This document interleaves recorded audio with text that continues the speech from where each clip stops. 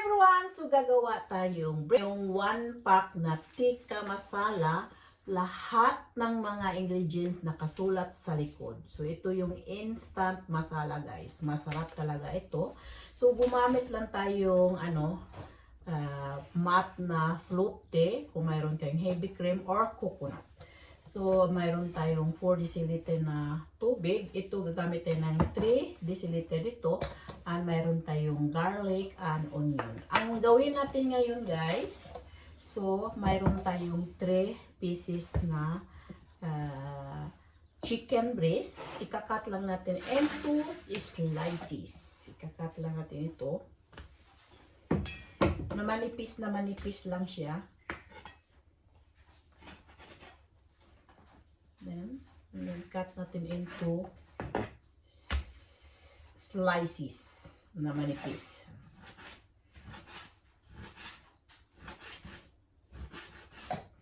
Madaling lutuin ito pag mga almost 15 minutes lang dahil yung chicken breast madaling maluto. So ganito tayo, galing na akong trabaho, early ako ngayon, 6:45 yung pisa sa trabaho ko, so umuwi ako ng 2:15. Pagdating ko sa bahay, of course, nagba-vacuum ako, naglilinis kaunti, nag-ready ka, nagligpit-lingpit kaunti yung natin, yung lingkod nyo. Alam mo naman.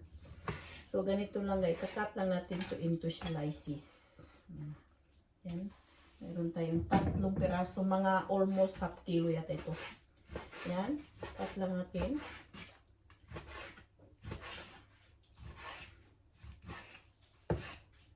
Tuloy-tuloy lang ang pagkakat hanggang matapos itong chicken breast nating lulutuin natin guys. Ganyan lang guys, laban sa buhay. At kailangan dito sa Norway magluto dahil mahal ang pagkain dito guys, sa totoo lang. And then ito naman ulit, 3 lang. So, tuloy lang. Yan. Manipis na manipis. Hindi yung masyadong lang guys, maganyan lang mga bite. Yan. And then, ito na siya. Ibalik natin dito sa panglagyan. Ibalik natin dito sa panglagyan dito sa bowl. Yan.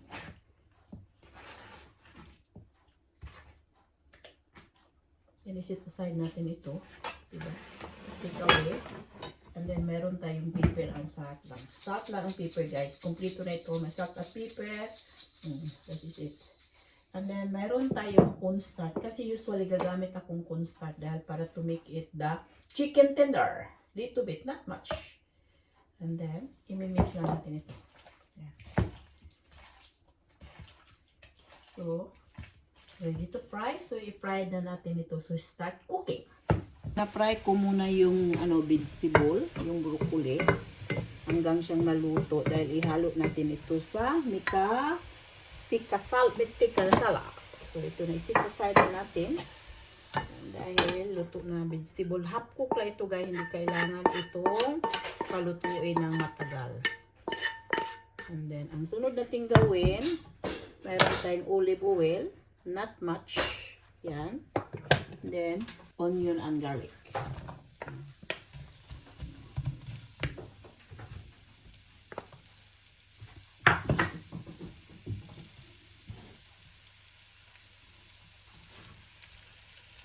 Medyo nag-brown na yung onion natin and garlic. Ilagay na natin yung chicken. Kaya lang natin hanggang mag-change yung color niya guys. Ayan.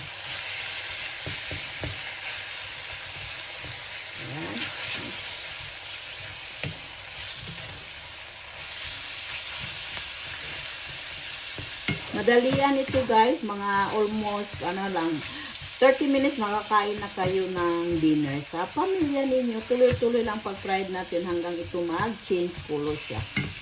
Yan. Diba? So, ito na yung chicken natin.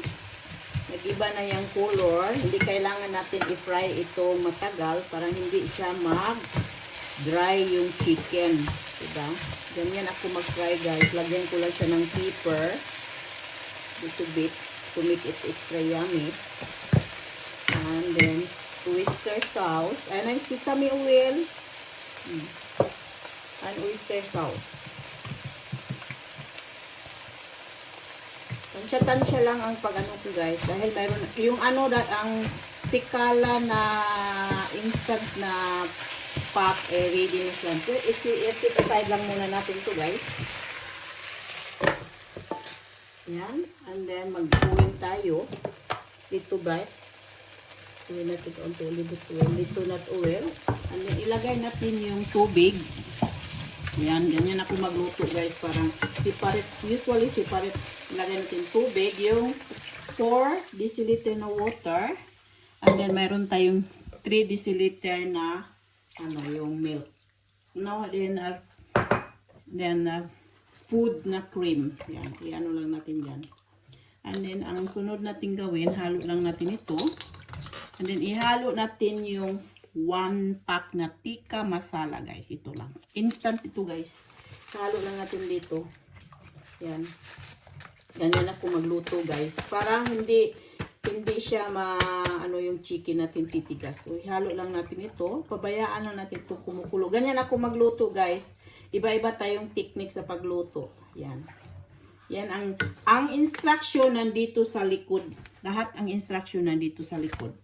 Kaya sundin lang yung instruction para madali ang paggawa ninyo, guys. So ipakulo lang natin yan.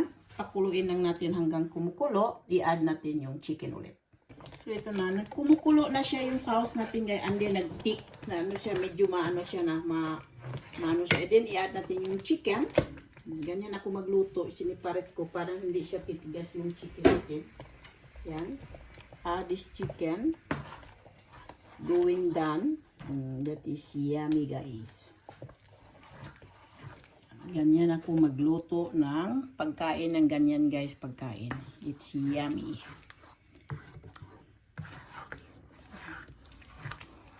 Mainit na siya na, guys. Dagdagan lang nating salt or extra na ingredient, guys. Yan na natin dagdag dyan.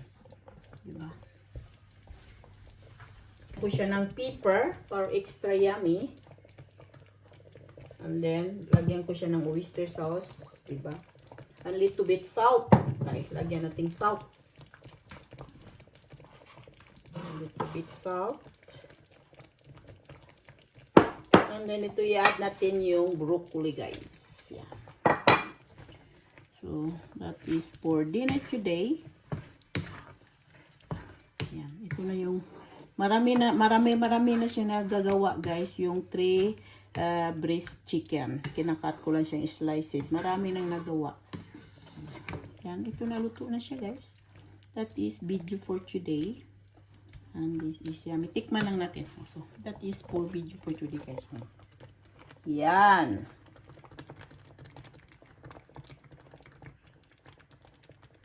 Diba? Video for today, it's tikka masala.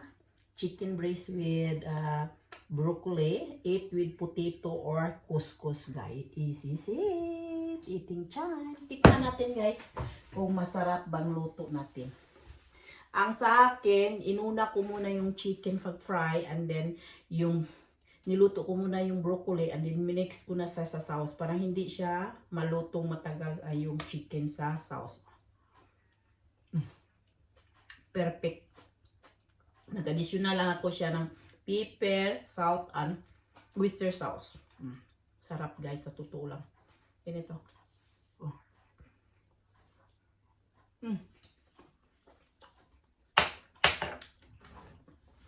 Yummy. Promise. Sarap.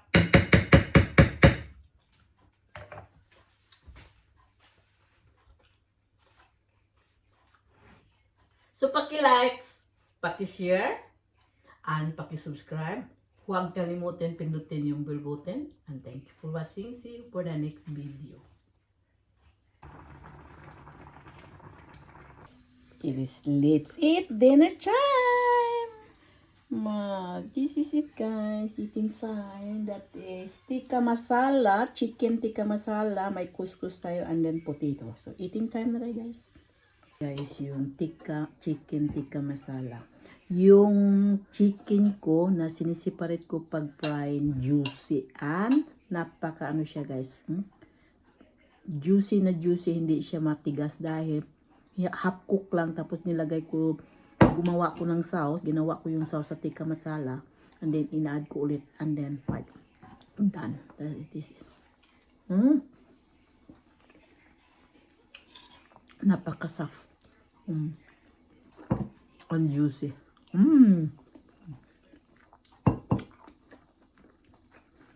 Ito yung couscous, may potato tayo. And then ang broccoli is crunchy. Hindi siya cook. Half cook lang.